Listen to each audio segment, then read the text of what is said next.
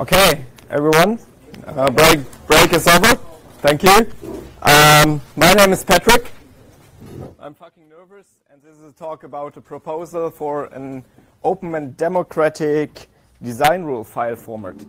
As there will be no demo in the end, I have some time left, and first of all, I wanted to thank you to Javier for this excellent organization here.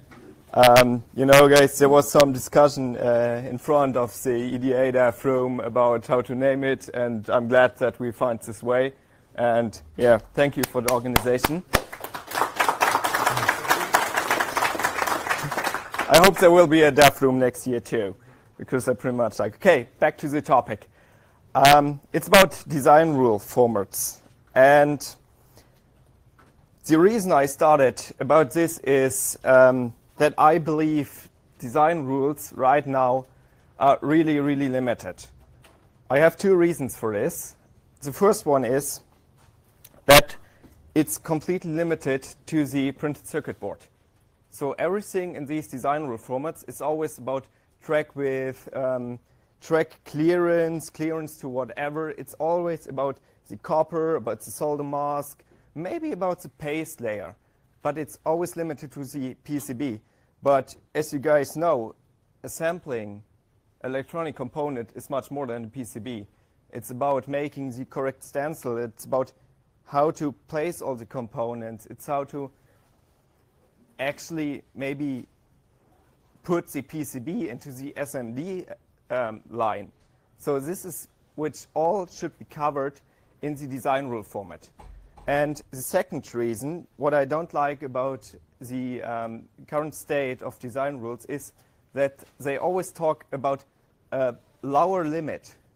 So for example, if you download design rule files for Eagle, they tell you don't go below, let's say, 0.1 millimeters in track width. So what I've seen is that some PCB engineers draw the whole fucking board with 0.1 millimeters track width. So I asked them, why do you do that? Your board is like 100 by 80 millimeters. Because they tell me, you allowed us to do so. Say, that's the minimum of it. Please don't go below. But if you are able to maybe draw the tracks a little bit wider, why don't you do that? And the reason is not because I told you, but there should be some kind of a window. Something like, don't go below this limit, but if possible, please stay above. Because it's not just about finding a way on how to maybe manufacture a board, it's on finding a way that every PCB will correctly manufacture it. So to sum up, my opinion, design rules are made to simplify communication. It's always about communication from the manufacturer, from the assembly factory, from the stencil producer, to us as engineers. So the design rule file is something you get, in this example, from the PCB manufacturer, and they tell you how to design your design. And I guess that's really important, because, second point, it really lowers the risk of faulty productions. So the first thing when I see faulty PCBs is I check the design rules and see if it's somehow violated. And what most PCB manufacturers don't tell you is that they overproduce. So if you order like 50 pieces of your PCB and they notice that maybe half of the production is faulty, they just produce 100 and send you 50 because the other 50 are just broken. They don't tell you. And then if you go into serious manufacturing, you order like 1,000, and then they're gonna tell you that, hey, I'm really sorry, but yeah, I produced the 50 pieces, but actually I produced 100, and we can't do it that way for the large series. And this is something which is not in the design rules right now.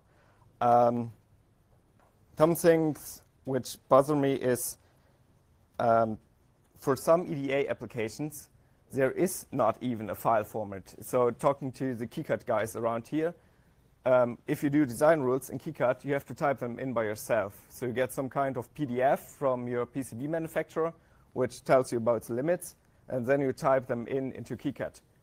And this is something I really like about Eagle, that you can just download the file and insert them into your drawing, and then it's done.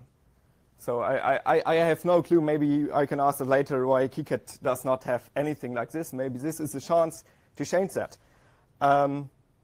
And one thing which is really important to me is that right now it's only about PCB manufacturing. So nothing about assembly, nothing about maybe sourcing of parts. So why don't the design rule file tell me, hey, if you want to assemble this project within the next 2 years, you have to check end of life of your parts.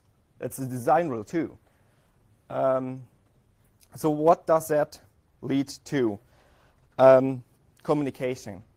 So whenever you try to produce electronic components in a series, you know these phone calls between you and the assembly factory. Something like, hey, there are a few parts which I'm not able to pick and place. Or, hey, there is a part which is too close to the edge of the PCB. It's actually covered in my SMT line. I'm not able to produce this. Or, hey, the stencil you delivered to me actually does not fit because the shrink of the pads is not existent at all. Please shrink the pads of like 15%. So this is everything which comes together later when you assemble the PCBs, which is not covered at all. And this is something like which happens when you are actually finished with your design. Because as soon as you finished, you give it off to the assembly factory, and then you notice this is wrong, this is wrong, this is wrong. I want to know that upfront, not later in the assembly. Something more theoretically. So we have us as the engineer drawing our electronic components. Then there is the manufacturer.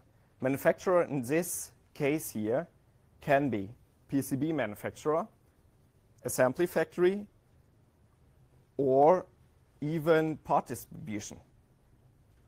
This is something which is necessary in every electronic design. And there are software and services.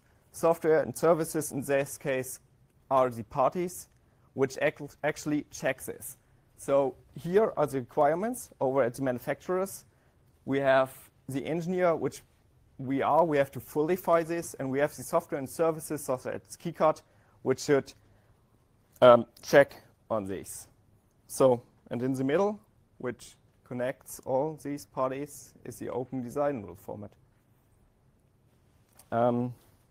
Something really boilerplate stuff, which maybe applies for all file formats, but I just want to rephrase it. It's open commonly accepted, woo, yeah. Extensible and flexible, and backwards compatible. So nothing special, I just want to put it on the screen. Let's get a little bit more into detail. We talked about file formats previously, so I heard like S expressions, JSON.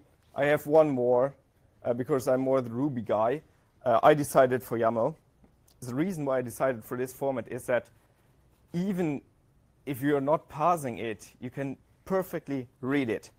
So it's not just about writing it down, it's about understanding it.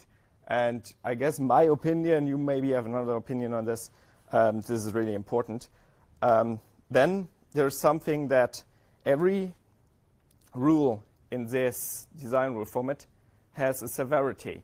Because sometimes I just want to remind the engineer that it might not work. Just take it into account. If you accept on it, that's fine.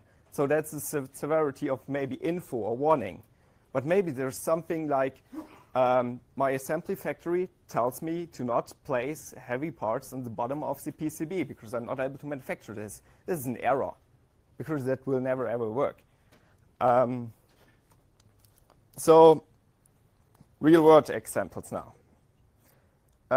Could you imagine that maybe Octopart, do you guys know Octopart? That's something like a search engine for parts, but it's a little bit more. You can actually upload your bill of materials to Octopart, and it takes care of organizing this bill of materials. That's pretty handy.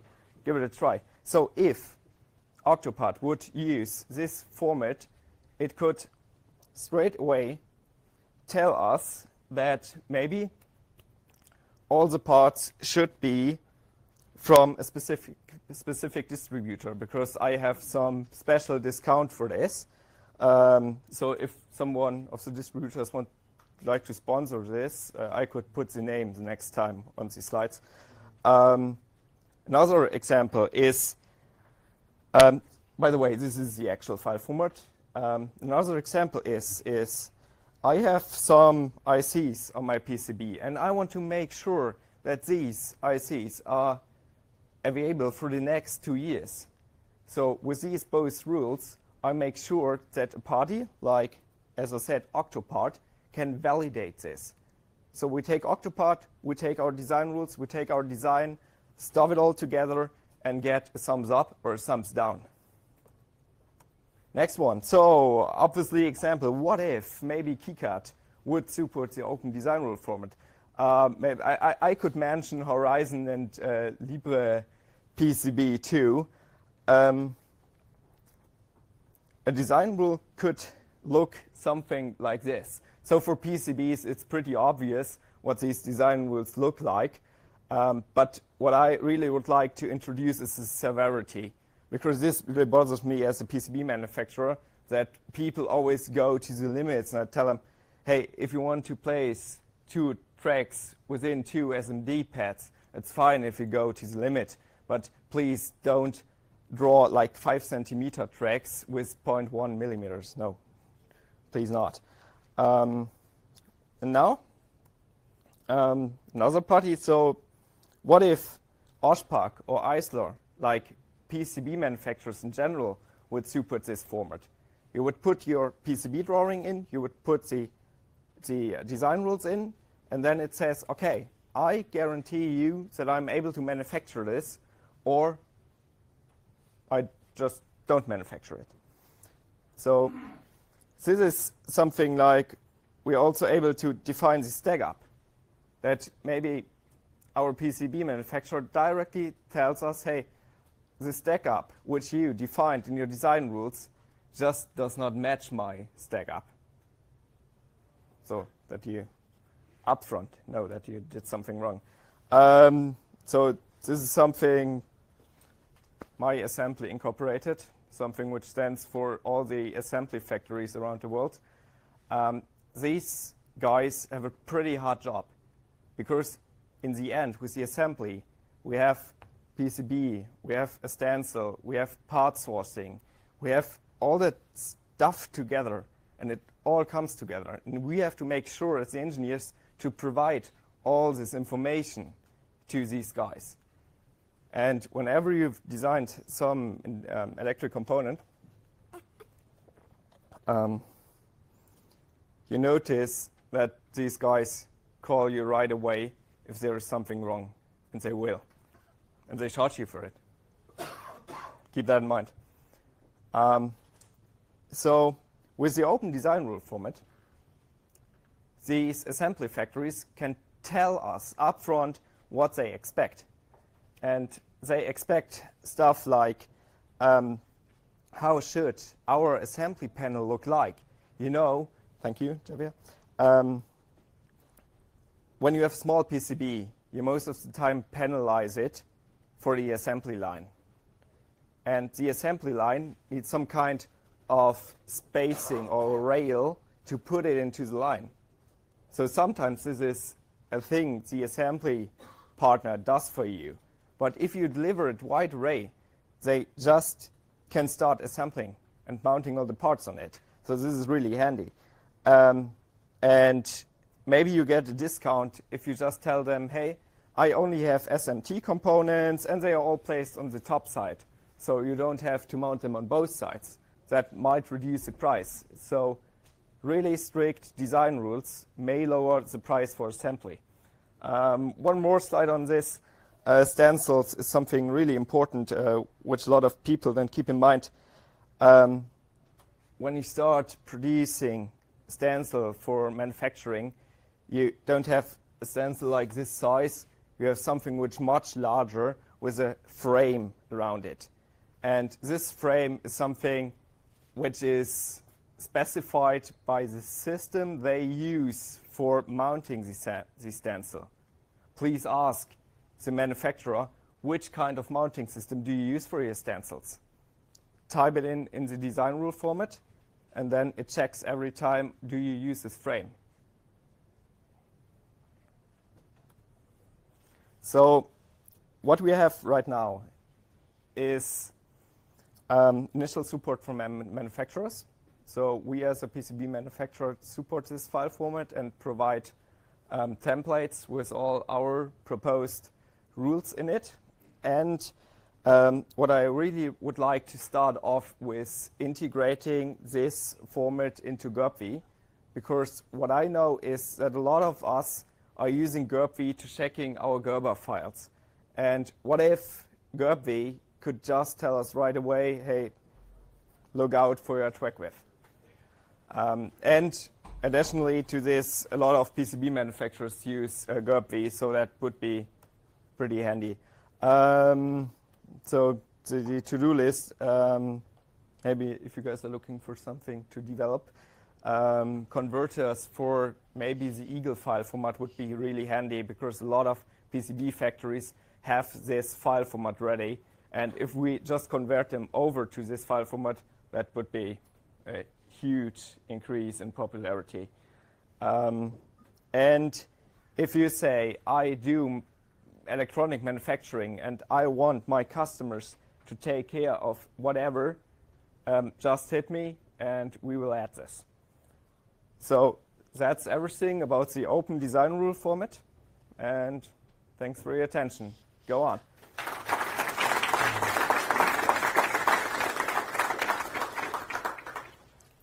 Questions? Tom? I noticed that the file format you propose is very, well, at least judging from the example, is very manufacturing oriented. What about typical design rules, especially more complex ones, concerning the topology of routing, signal integrity, different clearances for different parts, regions in the board? I'm asking because after the V5 of figured this out, we are planning to do a big overhaul of the design rule management system. And what you just proposed looks like a good candidate for the rule description format. I will repeat the question. So the question was, I saw from the end that this is a good candidate for KiCad, maybe.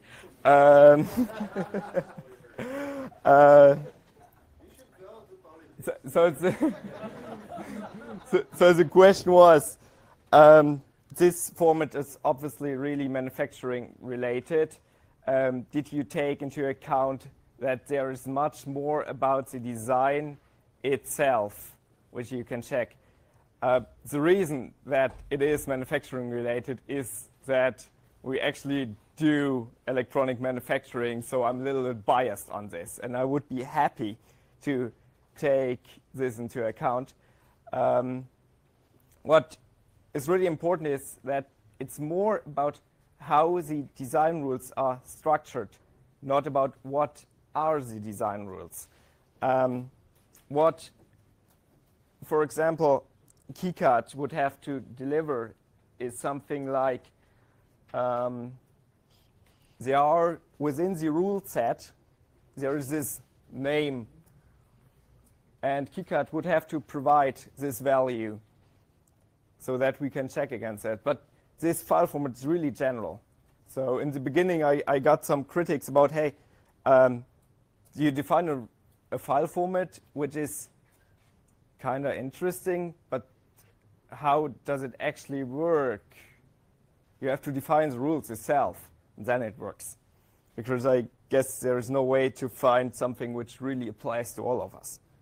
Next one. But, yeah. Do you have an idea, sorry, just one more. Do you have any idea how to implement more complex queries? Because here, for instance, you have a clearance track-to-track rule that applies to all the tracks on every single layer on the board. How, for instance, to declare per layer of clearance, per board area clearance? Because this needs to be specified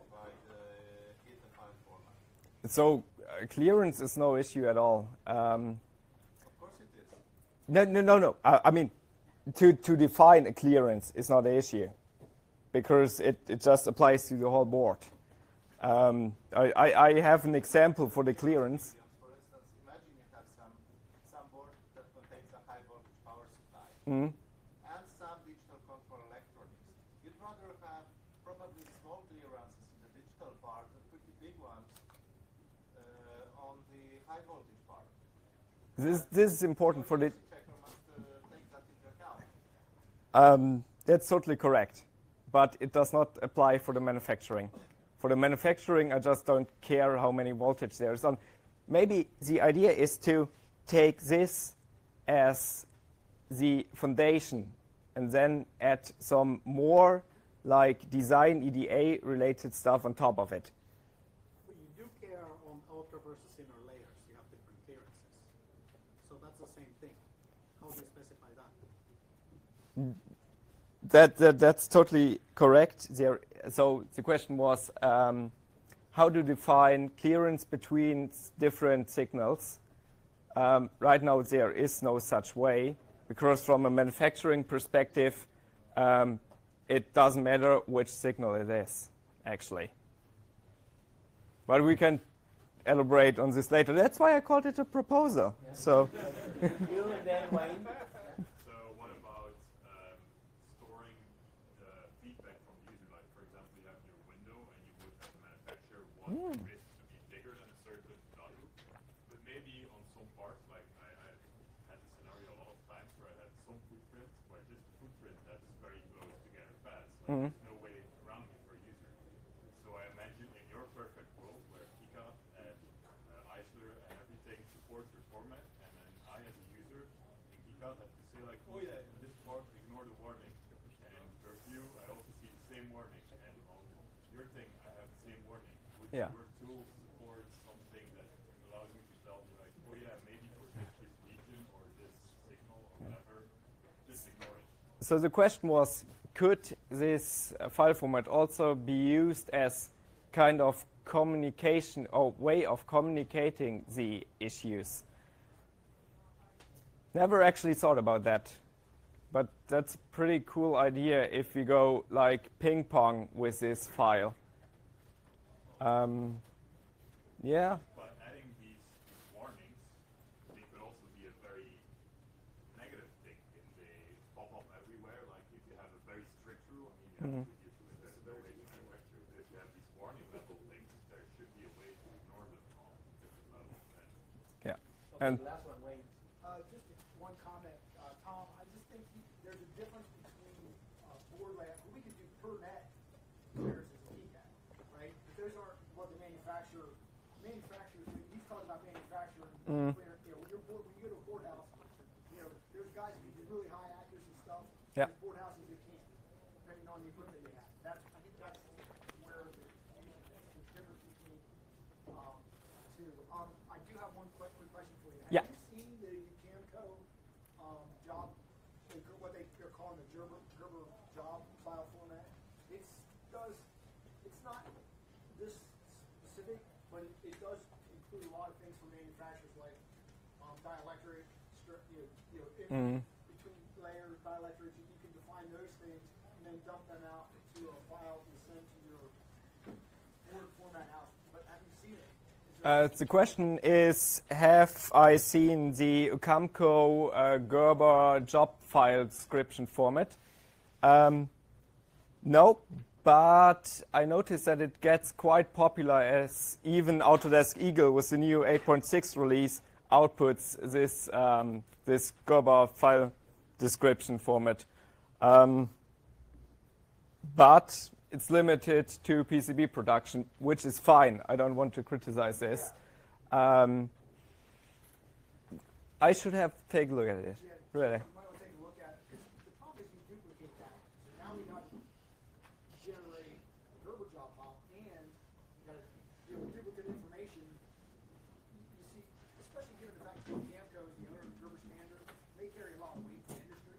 So, you know, while I agree that this is a good idea, I'm just just know what I know about the big players in this world. Yeah. You're gonna have to overcome some inertia. But asking you, Camco, is a pretty good idea. As you said, they are a big player and all that CAM output format stuff. File formats still want Yeah. to use. Okay. Totally. Thank you, Javier. Again.